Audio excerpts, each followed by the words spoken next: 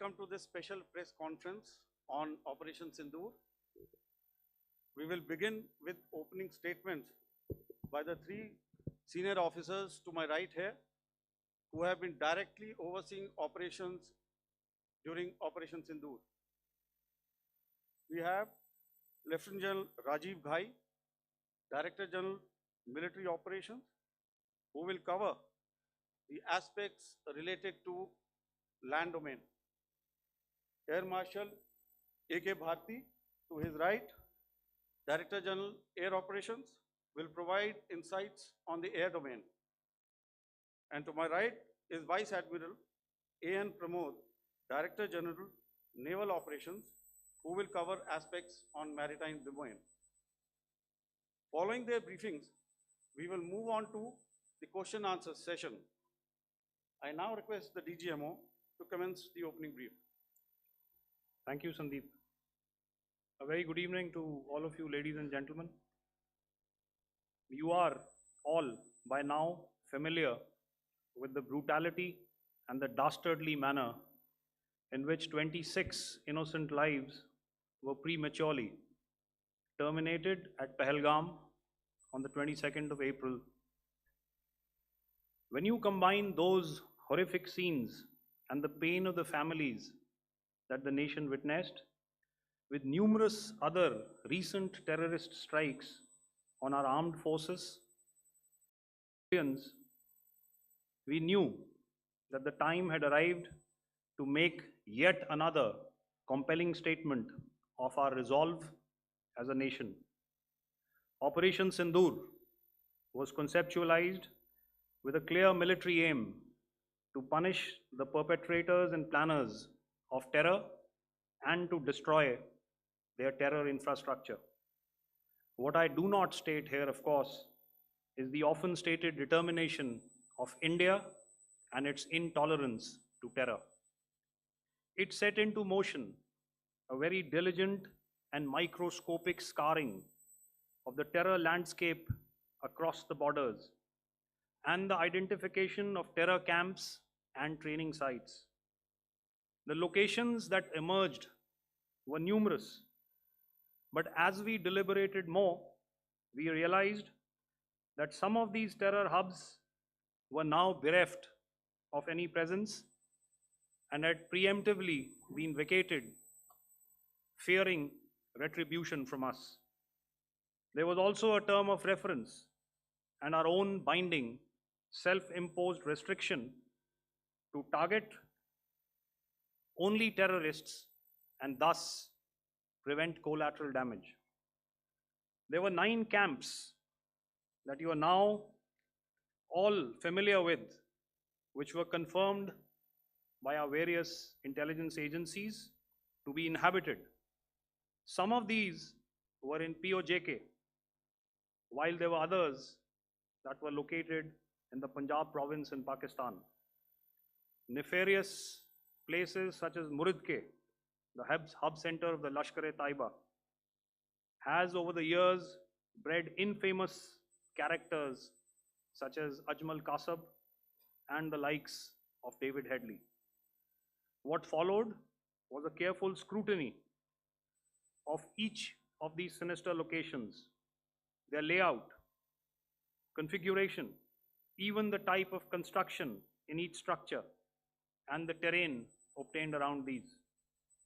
This was with an obvious intent to deduce and identify the exact vector that was required for their neutralization, as also the eyes in the sky that we would send up to ensure that we brought back evidence that we had indeed targeted what we set out to.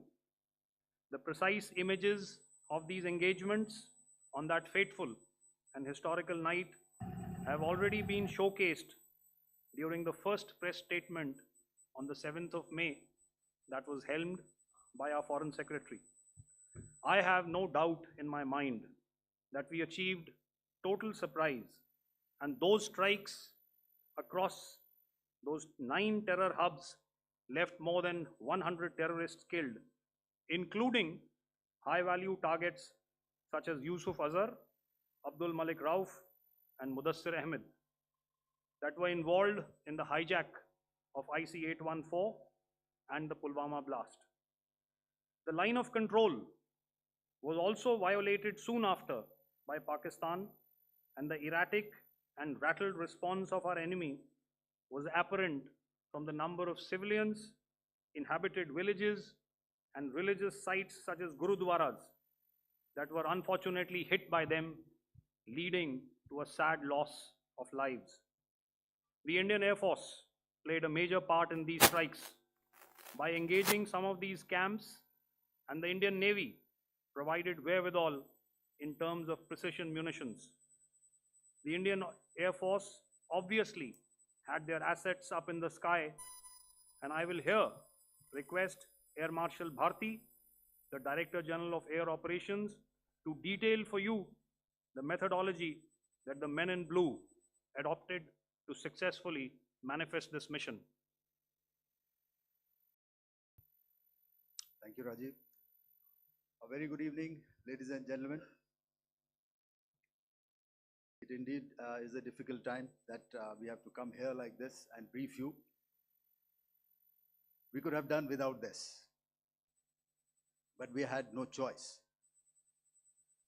As the DGMO has detailed, the event was precipitated by the dastardly act at Pahalgam. The sequence of events have already been detailed.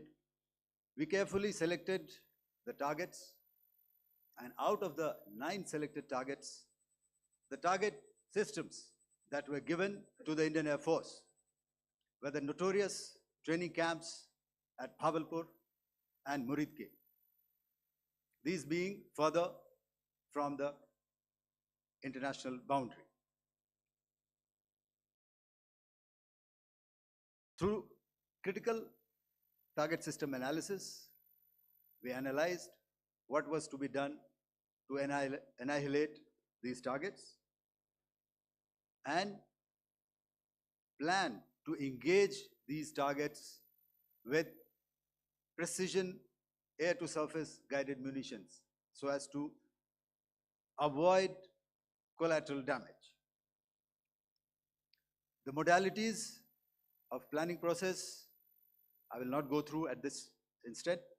However, what I would like to show you is the results that we achieved through our targeted airstrikes. Could I have the second slide, please?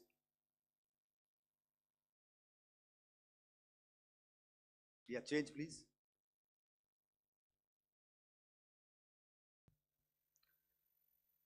Okay. This is what the terror infra at Muridke looks like. If you see, north is as indicated, and to the right is east, where the international boundary lies. Could we have the next slide, please?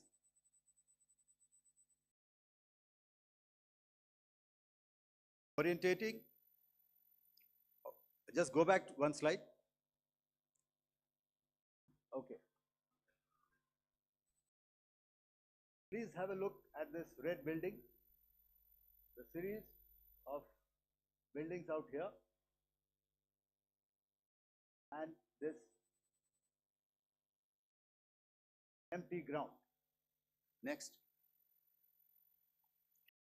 If you relate, the empty ground is here, and you see this is the first weapon that is impacting. This is the impact point number 1 on Muridke training camp with our precision guided weapon on early morning 7. Next, please. Keep your eyes glued for the second weapon coming in and the second impact on the selected target point. Next slide, please.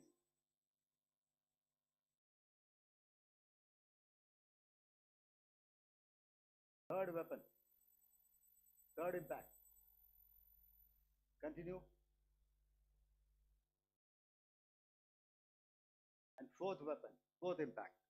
So these, through these targeted and precision targeting, we addressed the target at Muridke, which was the turning infrastructure.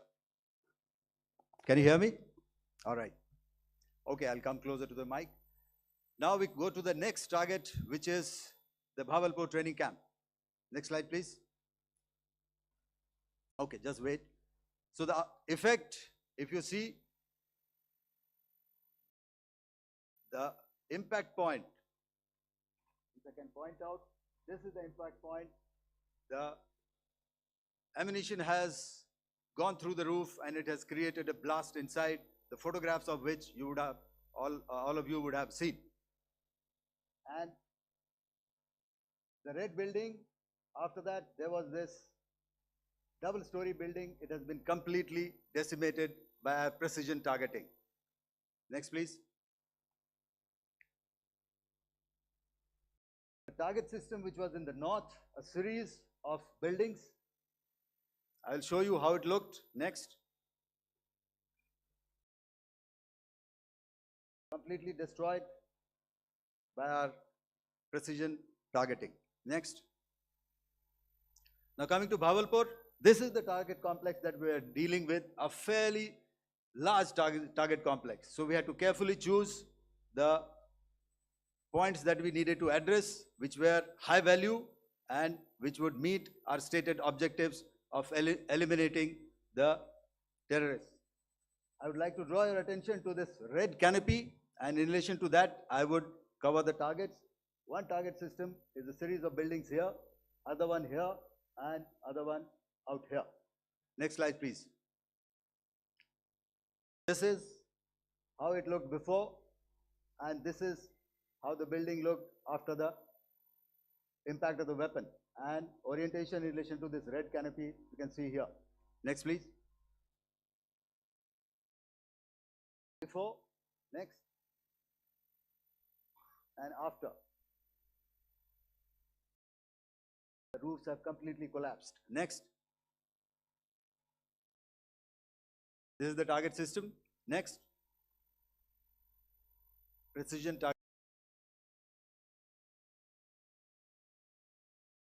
targeting, and we have achieved our objectives here. Next.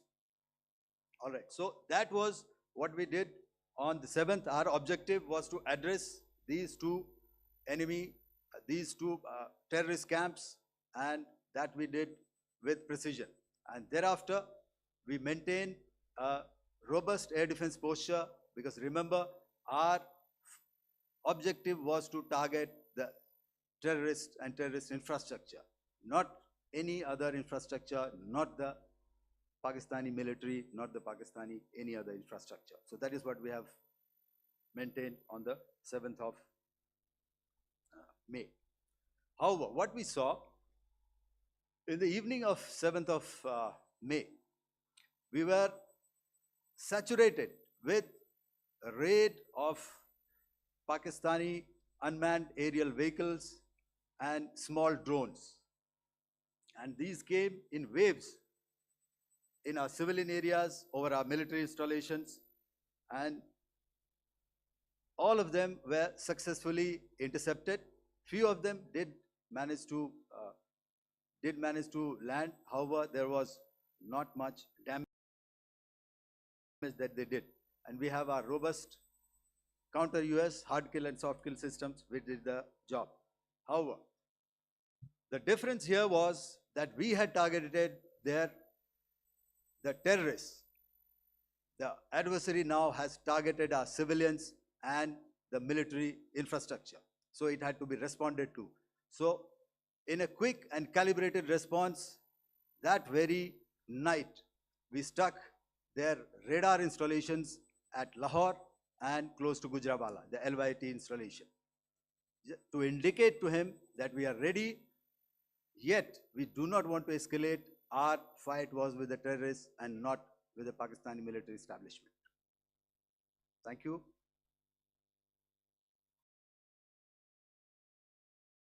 Thank you, Air Marshal Bharti. So, ladies and gentlemen, he's outlined operations not only on the night of 6th and 7th of May, when Operation Sindoor commenced, but also on the subsequent night. Being well aware and familiar with the congenital and impulsive nature of our adversary.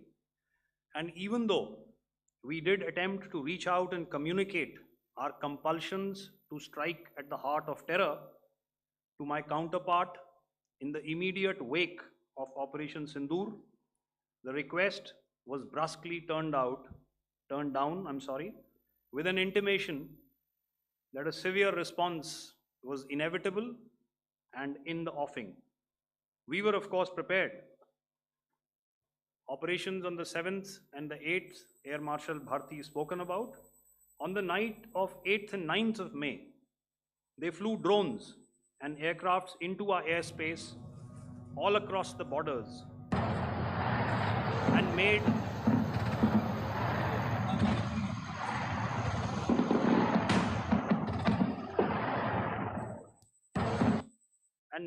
largely unsuccessful attempts to target numerous military infrastructure.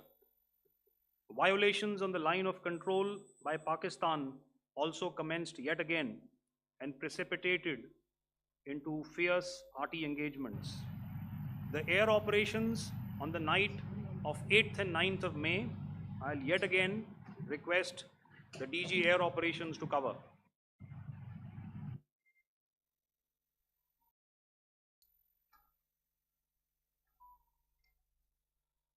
I just covered what happened on the night of 7th and 8th. What we found that on the night of 8th and 9th, starting as early as 22:30 hours, our cities had a mass raid of drones, unmanned aerial vehicles, UCAVs, starting right from Srinagar, going down right up to Nalia. It was a mass raid in waves, and it was relentless. However, we were prepared, and our air defense preparedness ensured that there is no damage on ground or to any of the intended targets that the enemy might have planned for. The difference between 7th night and 8th night was that on 7th night, he sent in his Yeha class of UAVs. However, these UAVs can go some distance, they are armed. However, on the 8th, less numbers of armed UCAVs were there or UAVs were there, and more numbers of quadcopters, maybe for surveillance or just for harassment of civilians. This continued till midnight. Our air defense preparedness ensured that there was no damage on the ground, either to the military installations or to the civilians. However, the enemy had yet again shown that he wanted to up the ante and he wanted a fight, and we were up to the task. In a measured and calibrated response, we once again targeted his military installations, which included his SAM sites at Malirkant. This also included his surveillance radar sites at Lahore and close to Gujranwala. These were suitably addressed, and thereafter his drone attacks continued even till morning, which we countered, and during the daytime there was some respite. Here I would like to bring out another aspect. What we found was that while the drone attacks were being launched from somewhere close to Lahore, enemy had allowed his civilian aircraft to also continue to fly out of Lahore. Not only his own aircraft, but international passenger aircraft, which is quite insensitive, and we had to exercise extreme caution, even at the cost of some tactical disadvantage, to ensure that there is no damage to any of the civilian aircraft. And this was also brought out in our press briefing during the day. So I will now hand over to my colleague to cover the events of 9th onwards. On land, we also undertook certain measures such as deployment of air defense and electronic warfare assets to establish an integrated grid with the Indian Air Force, and I have seen and heard some of you wax eloquent about the benefits of such an architecture when it comes to negating and combating air intrusions. We also carried out deployment to include movement of our forces in the land, sea, and air domains. The night of the 9th and the 10th of May saw similar intrusions by drones and aircrafts, and this time there was a concerted effort to target airfields and some very, very important logistic installations, albeit yet again unsuccessful and denied gallantly and efficiently, I must say, by the integrated Indian Air Force and Indian Army Air Defense. We further strengthened our deployment and also initiated some pressure points to send a very clear and unambiguous message to the other side to desist from any misadventures on land. Some of the airfields and dumps saw repeated attacks in waves from the air. All were thwarted. The Pakistan Army has reported to have lost approximately 35 to 40 personnel in artillery and small arms firing on the line of control between the 7th and the 10th of May. What the other side had probably also not reckoned with was the speedy and precise turnaround and hit back by the Indian Air Force. And I will yet again ask Air Marshal Bharti to speak about these significant and game-changing strikes. I will thereafter request Vice Admiral Pramod, my colleague and Director General of Naval Operations, to tell us about some very telling naval maneuvers in the Arabian Sea that exerted pressure on the night of 9th and 10th of May. Over to you, sir. Commencing about 2000 hours, that is 8 p.m. local time, on 8th of May, several Pakistani unmanned aerial systems, drones, combat vehicles attacked multiple IF bases. These included Jammu, Udhampur, Pathankot, Amritsar, Bhatinda, Nal, Dalhousie, Thois, Jaisalmer, Uttarlai, Falodi, Nalia. These were almost simultaneous and they came in waves. All our AD guns and other systems were waiting for them. All these waves were neutralized by our trained crew using the air defense systems that they have, and also some of them were utilized using our legacy systems like Pechoras and IF Summer, which we have recently acquired. And some were neutralized by the Garud snipers. There was no damage on ground from these incursions and these mass raids, if I could call them, from the Pakistani side. However, following these relentless attacks on our air bases, on our forward positions, and on our civilian targets, this was time to convey some message to our adversaries. And therefore, a decision was taken to strike where it would hurt. And towards that, in a swift, coordinated, calibrated attack, we struck air bases, command centers, military infrastructure, air defense systems across the entire Western Front.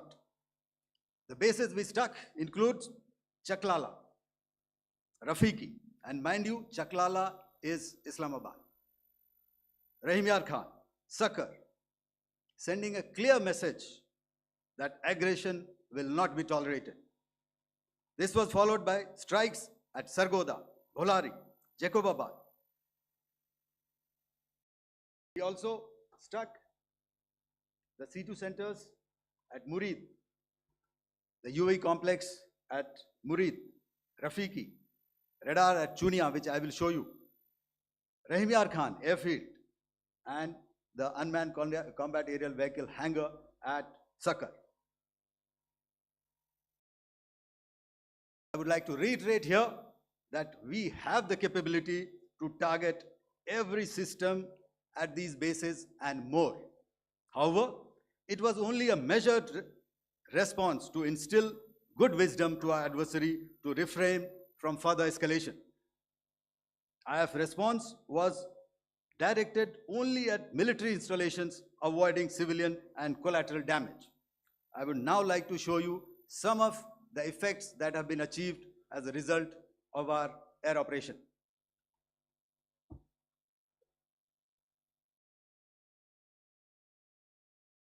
Here is the Pasroor air defense system, if you could see. Zoomed up view. This is the radar mounted on a high tower. And after the strike,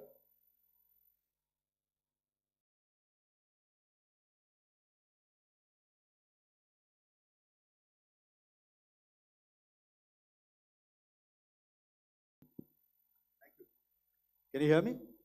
Yeah, thank you. And after the strike, this is what has happened. This radar has been taken out, completely burnt. Next slide, please. The Chunia air defense radar, which was taken out on 7th and 8th. This is the radar site. A blown up photograph, once again, on a tower. Not very clear, but what you see very clearly is the after effect after we have struck. The radar head has been completely decapitated. Next slide, please. Arifwala air defense radar. In this complex, you see how it looked before, blown up image, and after really blown up. Next. Coming to Sargodha airfield. Remember, this is one of their important airfields wherein they have a lot of assets, F-16s, other assets which they keep getting, training institutes. And we have stuck this airfield. It is not, if you zoom in here, then one impact point here on the runway and second impact point of our weapon, precision weapon on the runway. And if you see, this blown up, repairing going on. Same here. Next. Rahim Yar Khan. This is the area we have struck. A deep strike out here and one complex here. So this is how it looked before, and same. You see a big crater, another crater here, and this complex after strike neutralized. Next. Chaklala airfield, Noor Khan, once again a major air base, a lot of their logistic assets out here. This was the chosen complex that we intended to strike and convey a message. Next slide, please. This is how it looked before, and this is how it looked after our strike. Next. Sakar. We chose the radar site at Sakar. This is the radar site. And after it was struck, this is the aftermath, completely burnt out. Next, please. Aircraft shelter. This is how it looked before the strike, and this is how it looked after the strike. The roof of the buildings completely caved in and burnt. Next. Bolari airfield, aircraft hangar. This is how it looked before, and this is how it looked after the precision strike. Next. Jacobabad, aircraft hangar, and this is how it looked after. Next. So what I'm trying to convey here, ladies and gentlemen, is to start with, Our fight was neither with the Pakistani military nor with anybody else who's there on the other side. Our fight was with the terrorists. We neutralized the terrorists that we selected to be neutralized, and thereafter, we only maintained the air defense posture. However, we were relentlessly pounded by waves after waves, night after night, by his UCAVs, by his drones, and by his other unmanned aerial systems. And that left us with no choice but to retaliate, and yet our retaliation was calibrated, it was graduated, and it was proportionate. Thank you.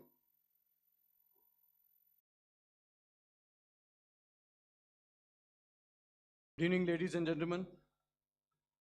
In the aftermath of the cowardly attacks on innocent tourists at Pahalgam in Jammu and Kashmir by Pakistani-sponsored terrorists on 22nd April, the Indian Navy's Carrier Battle Group, surface forces, submarines, and aviation assets were immediately deployed at sea with full combat very close to the coast, which we monitored continuously.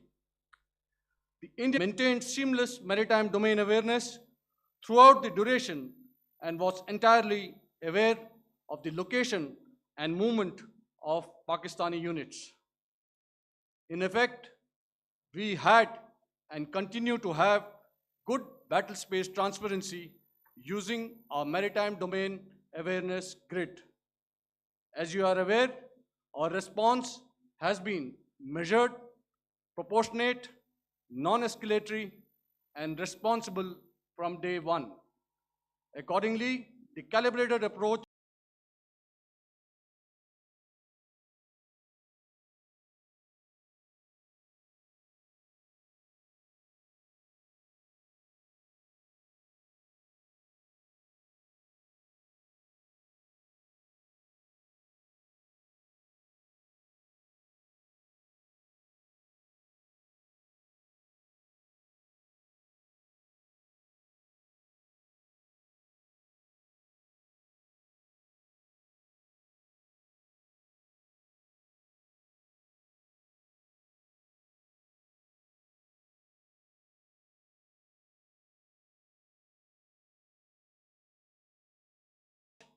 considered all options, including the ability of the Indian Navy for offensive action from and at sea.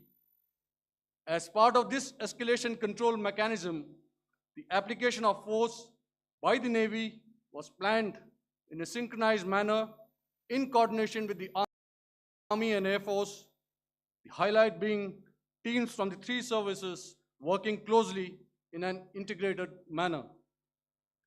Along with the kinetic actions by the Indian Army,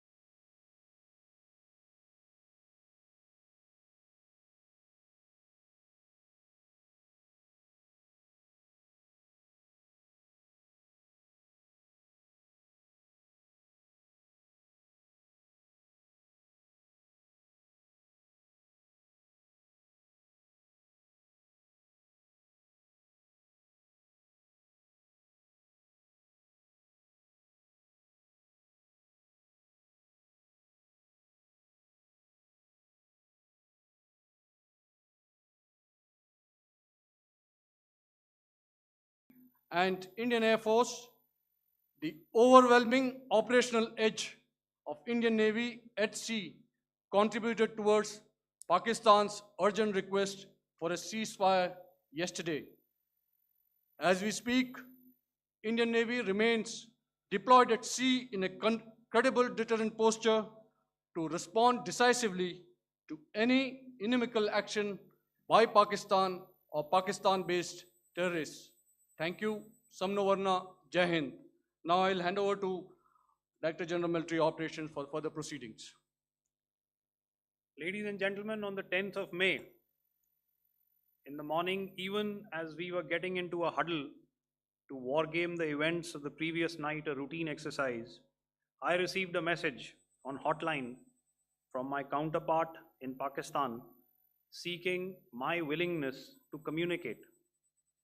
Since our initial aim was to strike at terror camps, and all our actions in the subsequent days were in response to the intrusions and violations by the Pakistan Air Force and its army, it was decided that I would indeed speak with my counterpart. You are already aware, I've seen it being covered on national television, that my communication with the Pak DGMO was conducted at 15:35 hours yesterday and resulted in cessation of cross-border firing and air intrusions by either side with effect from 1700 hours 10th of May, after he proposed that we cease hostilities. We also decided to further speak on the 12th of May, that's tomorrow, at 1200 hours, to discuss the modalities that would enable the longevity of this understanding. However, disappointingly, and must I add, expectedly, it took only a couple of hours for the Pakistan Army to violate these arrangements by cross-border and across the line of control firing, followed by drone intrusions across the expanse of the Western Front through last night and in the early hours of the morning today. These violations were responded to robustly and dealt with as they must be.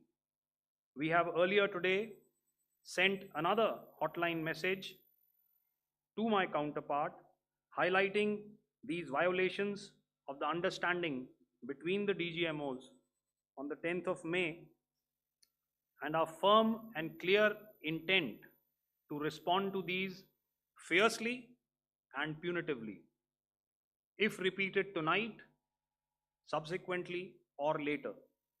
In this regard, I must inform all of you that the Chief of Army Staff has earlier today conducted a security review and has granted full authority to our Army commanders for counter actions in the kinetic domain in case of any violation by Pakistan.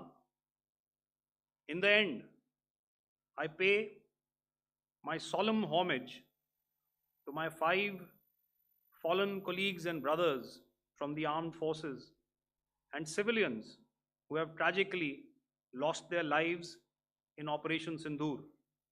Our hearts go out to the bereaved families, and we express our solidarity to them in this lifetime and beyond, at this grave juncture in their lives. Their sacrifices shall always be remembered and spoken of in glowing terms by a grateful nation. We have thus far, ladies and gentlemen, exercised, and my colleague Pramod highlighted this, immense restraint, and our actions have been focused, measured, and non-escalatory. However, any threat to the sovereignty, territorial integrity, and safety of our citizens will be met with decisive force. Jai Hind. Okay, ladies and gentlemen, we are now open for questions. All right, now since I would not know all of you, I would expect you to please raise the placard or your hand, and once I indicate, I expect you to please give out your name and the media group that you belong to. Keep your questions short so that we can take as many questions as possible. Also, ladies and gentlemen, kindly bear in mind that confidential aspects may not be answered by the 3 DGMOs. Right. I've got a lot of hands here. Let me start from the left. Left foot always in front when we start marching. So here we have to the left, okay, yeah, 238.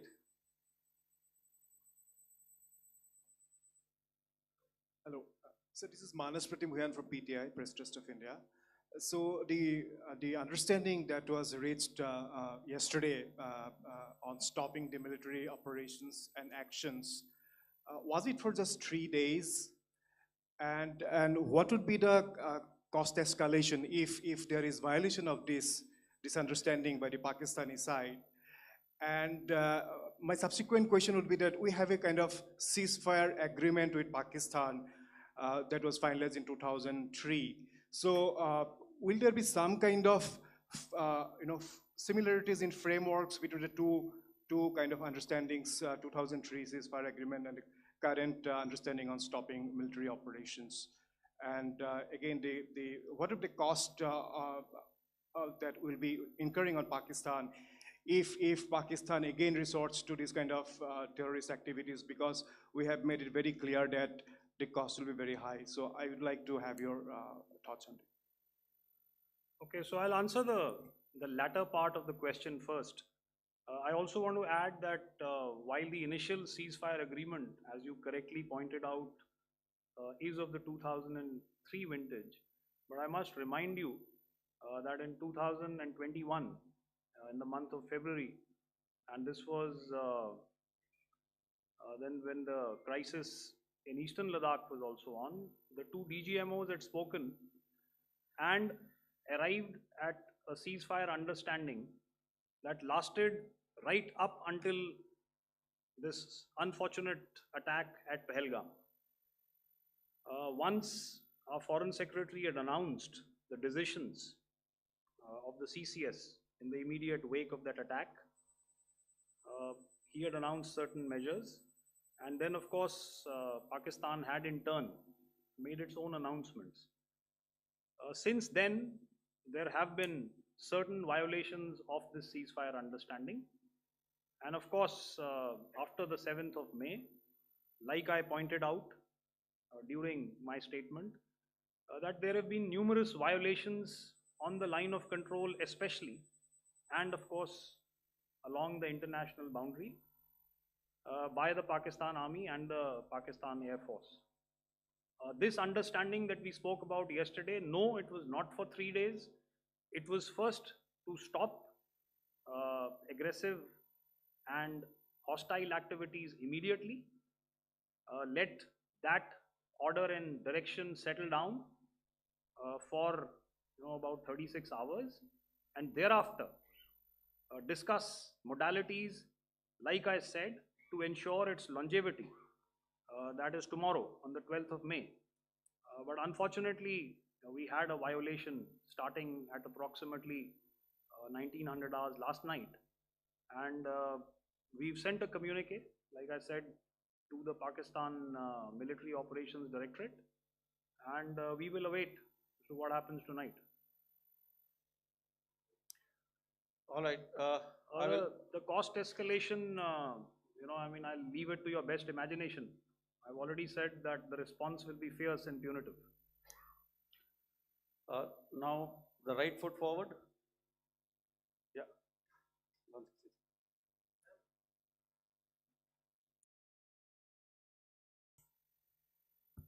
Sir, I'm Ajit Dubey from ANI, sir.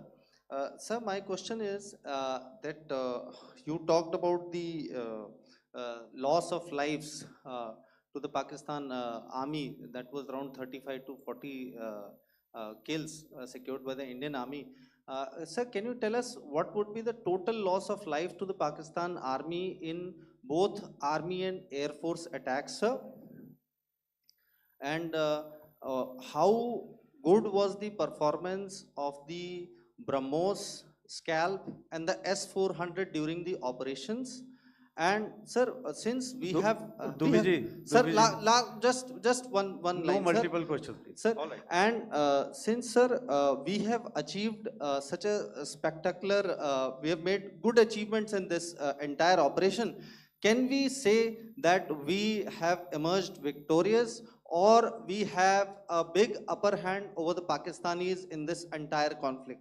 Thank you very much, sir. So I'll answer the question about the loss of lives on the other side. Of course, there are various means to ascertain that number there is information from various agencies that come in. There are, of course, on the line of control, other ways to find out as to what has been the effect of what you are doing there in ceasefire violations. So therefore, I mentioned 35 to 40 on the line of control, and please remember that once Operation Sindoor was launched, the responses of the Pakistan Army were also on Indian Army or the Indian Armed Forces infrastructure. Let me put it that way.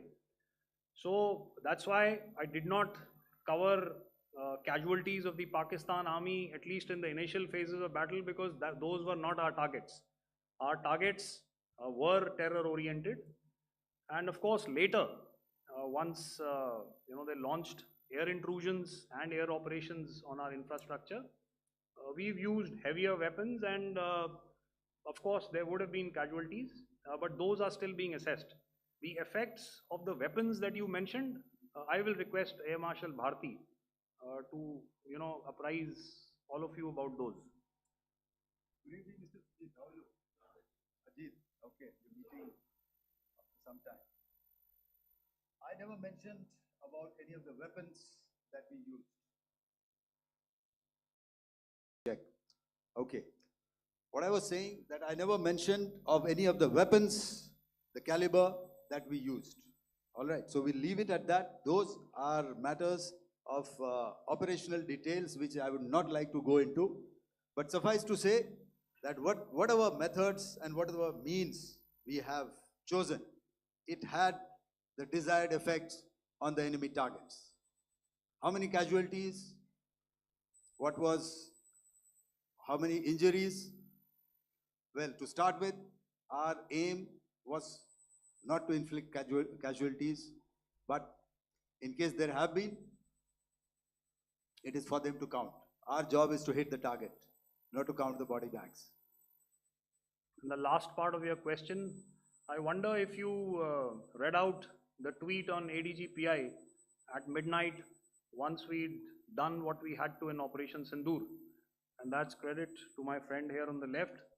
Justice has been served, Ajit. That is all that I will say. Ajit, I'll request you to, refrain putting words into his mouth. All right. Yeah, I'll come back to the left. 147. Sorry, 47. No, 47. Did I see it here or? Yeah. Good I evening, saw it there. gentlemen. Sorry, 147, I saw it there. Sorry. Yeah, since I've already said 147, start please. Hi sir, good evening. This is Shivam Patel from Reuters News Agency. Thank you for giving me the opportunity. My question, sir, is how many military targets did Indian Armed Forces strike in Pakistan in response to the attacks from Pakistan? How were these targets selected? And how many troop casualties have been there in total on both sides, if you give details? Thank you. I'm sorry, where are you? I haven't Yeah, spotted his. his to the Yeah. right. Can you just repeat that for me, please? Sure, sir. So my name is Shivam Patel. I'm from Reuters News Agency.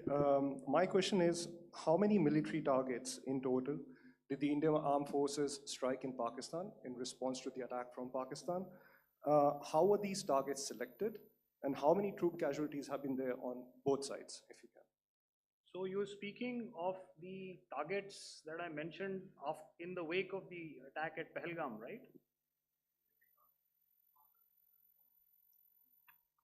Yeah, I think it's amply clear to everybody here that the Pakistan Army has not crossed the international boundary, neither in the plain sector nor on the line of control. So the intrusions have been in the air. There have been certain attempts on the line of control when ceasefire violations have been on to try and infiltrate and carry out and perpetrate activities that we are all very well familiar with. Whether these are by terrorists or by the Pakistan Army or its special forces and commandos is difficult to say, but each of these have been effectively thwarted. So therefore, as far as engagements of military targets on the other side is concerned, I thought Air Marshal Bharti covered those very well and in detail. And he also mentioned as to how they went about targeting those. I think those images were very clear and very, very graphic in telling us as to what we needed to hit. And you'll remember that right at the outset, I said that we even went into what was the construction in each of these locations, and therefore decided on the vector that had to be utilized. Please. Okay, if I could add to what the DGMO has said, I have already detailed the targets. Now, whether it is X numbers or Y numbers is that is immaterial. And what damage have we inflicted? You have seen.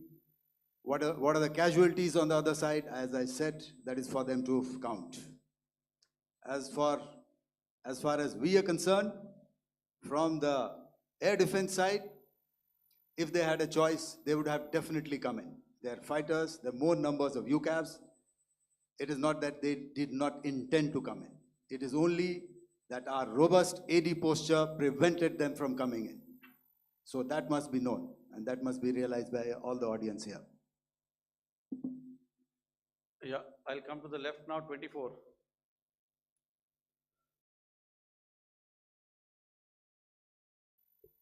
Good evening, sir. This is Anvesh Rath from Z.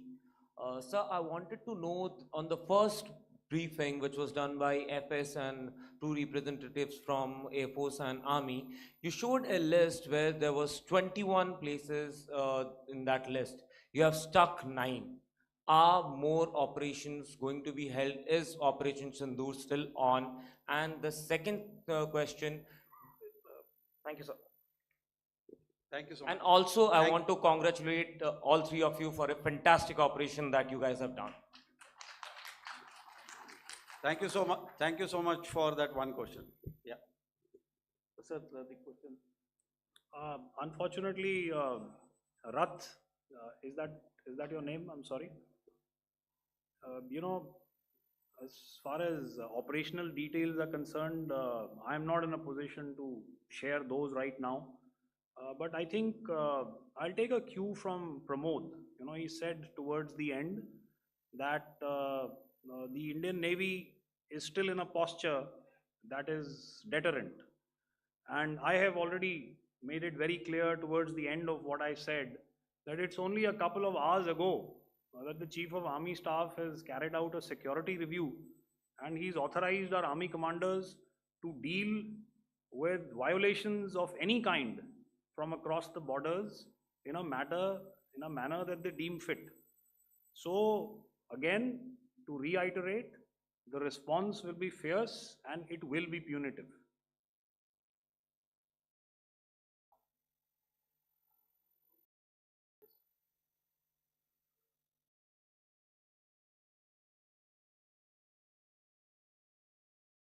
I'll go back this side now.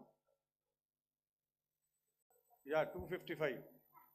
She said middle wale kya karenge, so 255. Oh, sorry. Good evening, sir. Yeah, 255. I'm Shailesh from National Defense. Please allow me, first of all, to pay my gratitude for protecting us Indians. Thank you very much.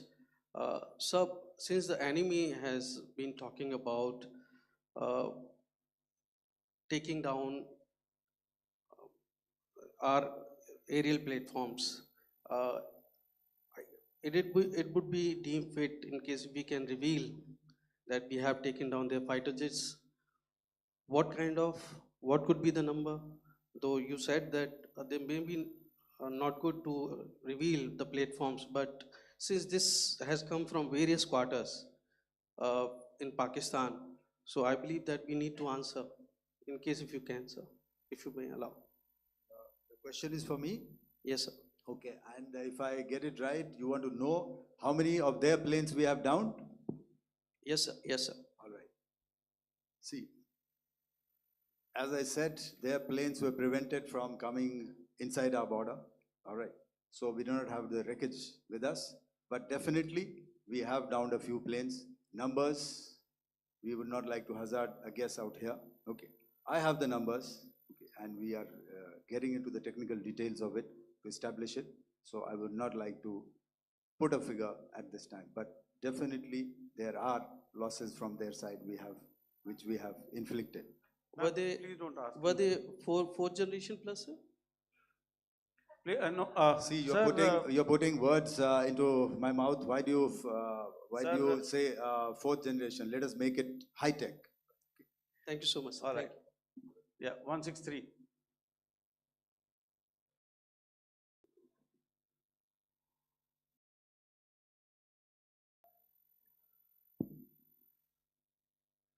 तो मैं मंजीत नेगी हूँ आज तक से। मेरा सवाल ये है कि इस पूरे ऑपरेशन में जो आतंकी ठिकानों को निशाना बनाया गया, क्या नंबर्स कुछ बता सकते हैं कितने आतंकी मारे गए? कुछ नाम सरकार मतलब कुछ नाम मीडिया में आए भी हैं जो बड़े उसके मास्टरमाइंड थे। और एक सवाल जो आज एयरफोर्स ने भी एक ट्वीट किया कि ऑपरेशन सिंदूर अभी जारी है और सरकार की तरफ से भी कहा गया।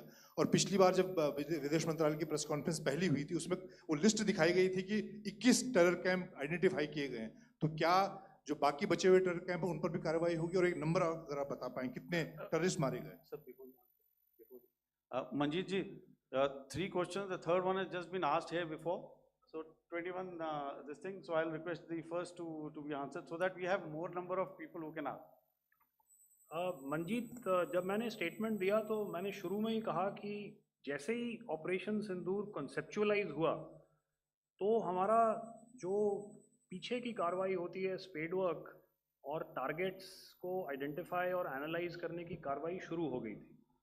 मैंने जब स्टेटमेंट दिया तो मैंने बताया कि बहुत सारे थे, हमने 21 दिखाए होंगे और भी हैं, लेकिन वो लिस्ट फिल्टर करते करते 21 तक पहुंची।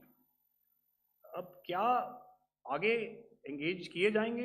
अगर ज़रूरत पड़ेगी तो ज़रूर एंगेज किए जाएंगे, लेकिन मैंने बताया कि इस समय जो इंट एजेंसीज ने हमें बताया कि फलाने कैंप में प्रेजेंस है, हमने उनको एंगेज किया। कुछ नाम मैंने लिए, कुछ नाम अभी पुख्ता किए जा रहे हैं। मैंने आपको बताया कि जो इंट एजेंसीज ने अभी तक असेसमेंट किया है उसमें उन्होंने कहा है कि तकरीबन 100 से ज़्यादा मारे गए हैं। और एक आज आपने तस्वीर भी देखी कि काफ़ी प्रोमिनेंट जो फ्यूनरल था, काफ़ी प्रोमिनेंट एक जो हस्ती हैं वो ऑर्गेनाइज कर रहे थे, और उस फ्यूनरल में और कौन कौन लोग अटेंड कर रहे थे वो तो आपने देखा ही। तो आप लोग सब समझदार हैं और मुझे ये कहने की ज़रूरत नहीं है कि इन लोगों को कहाँ से सपोर्ट मिल रहा है। अगर नहीं मिल रहा होता तो ऑपरेशन सिंदूर नहीं होता, तो उसी की वजह से है ये ऑपरेशन। तो मेरे ख्याल से मैंने आपके सारे सवालों का जवाब दे दिया। Ma'am. Sir, next is from 17. Sir, मेरा नाम अंजू निर्वाण है, TV9 भारतवर्ष से। सर, मेरा सवाल ये है कि ऑपरेशन सिंदूर में हमारी जो इंडियन नेवी है उसके बारे में सर थोड़ा सा बताएं कि किस तरह की उसकी भूमिका रही, क्योंकि हमने इस दौरान सर देखा कि बहुत सारी स्पेकुलेशन भी रही और ये बोला गया कि कराची तक हमारी नेवी ने ऑपरेशन किया है। तो सर इस पे थोड़ी सी क्लैरिटी चाहिए। और सर हमने कौन कौन से फाइटर एयरक्राफ्ट डाउन किए हैं, अगर उसका भी थोड़ा सा क्लैरिटी मिल जाए तो अच्छा रहेगा। तो मैं आपका पहले सवाल का जवाब दूंगा। I will make few sentences and leave it for your imagination.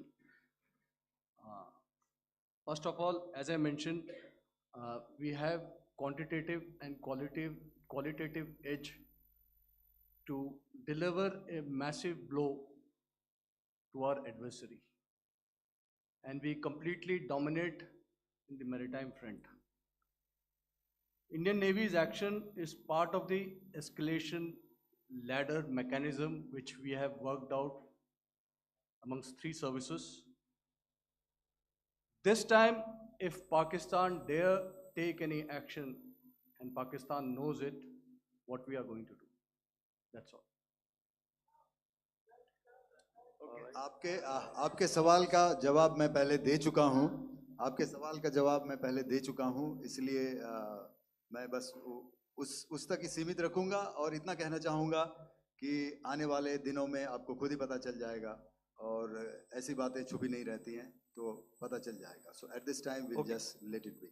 Okay, ladies and gentlemen, we have one or two more questions, sir. So, please, they are going to be outside. You can speak to them there also. 104, 104.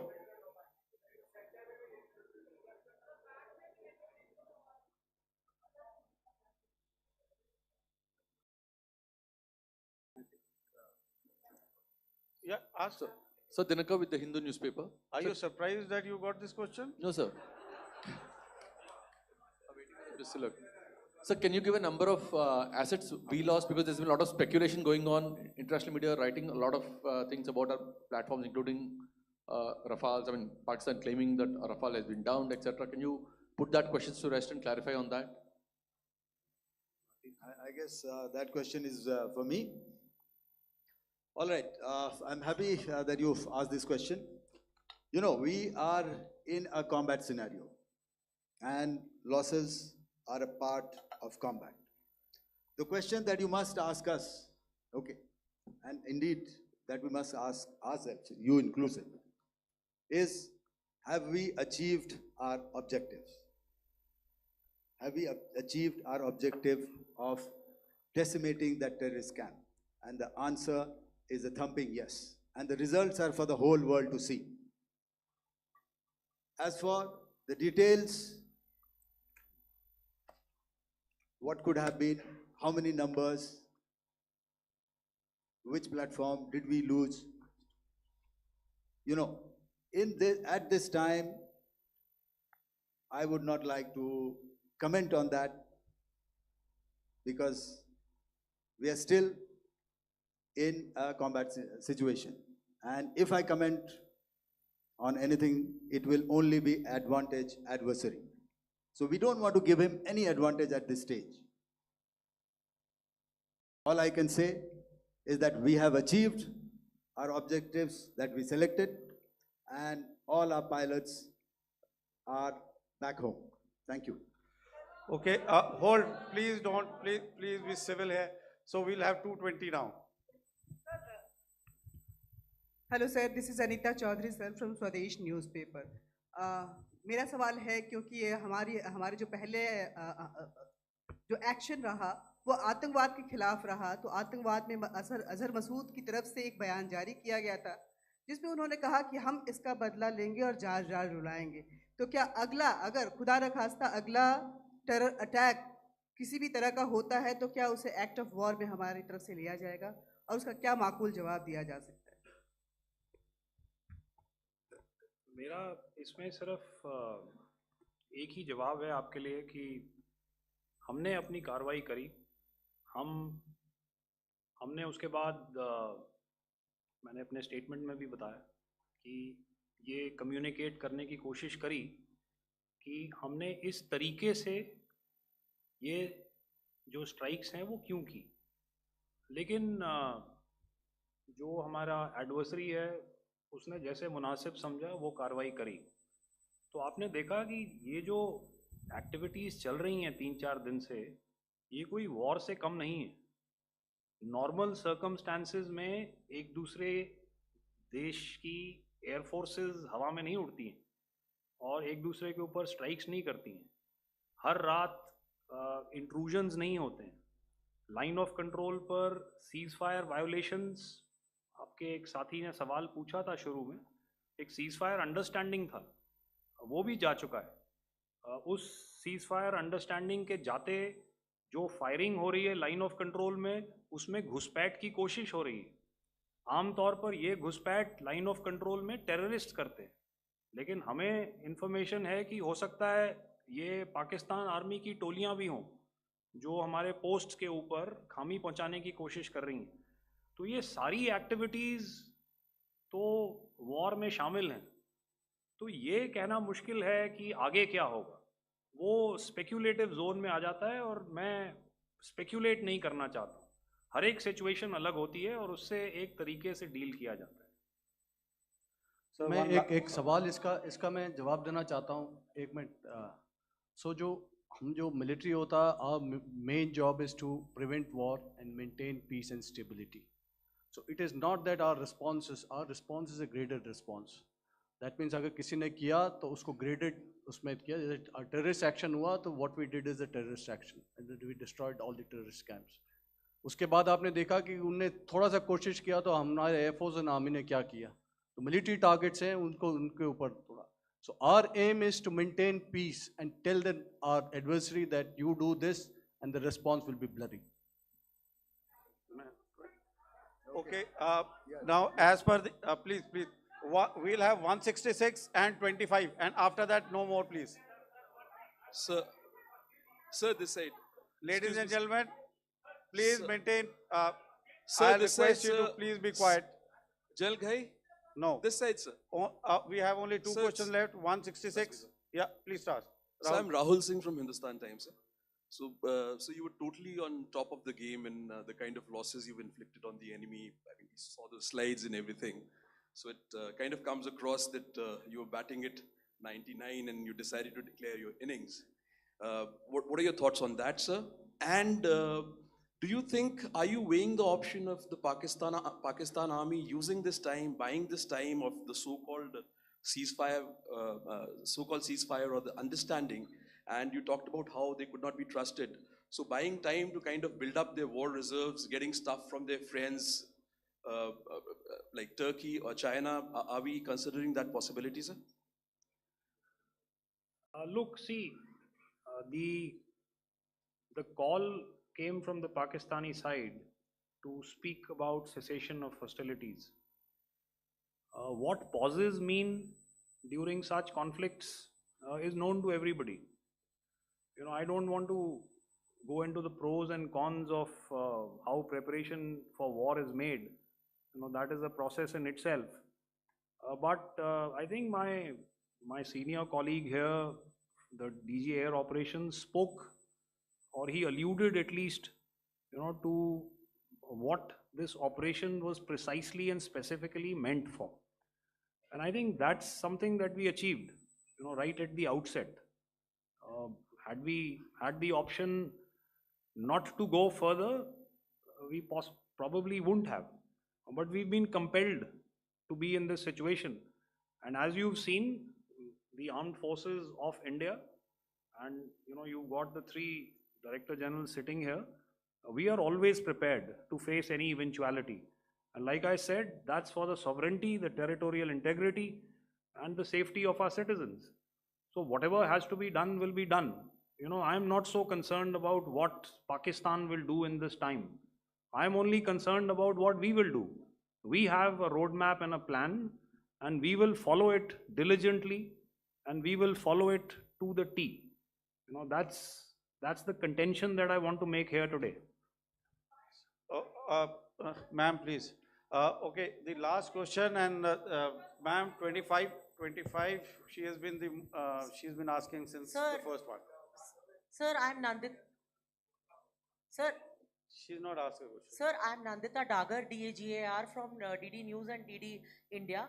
Sir, I wanted to ask you that my question is to General Ghai. Sir, you spoke to your counterpart yesterday and the Pakistani counterpart. Sir, what is the Indian Army's assessment that despite that agreement, that talk that you had, despite that agreement coming into effect at 1700 hours yesterday, why did they violate it? And number two, yesterday at the joint Defense Ministry and Foreign Ministry briefing, Wing Commander Vyomika Singh and Colonel Sofia Qureshi had told us that we have cited the Pakistani troops amassing at the borders and at the LOC. Sir, has that situation changed? Have they withdrawn?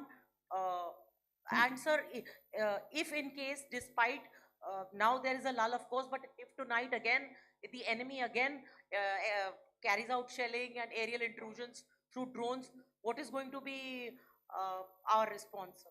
Thank you. So without outlining the specifics of that response, I've already made it clear that there will be a response and it will be fierce and it will be punitive. Why the Pakistan Army chose the option of violating the understanding that was arrived at earlier yesterday, I think that's a question that we best answered by the Pakistan DGMO. I wouldn't be able to, give you that. But, in situations such as these, and if you go back into any conflict, sometimes these understandings take time, to fructify and manifest on ground.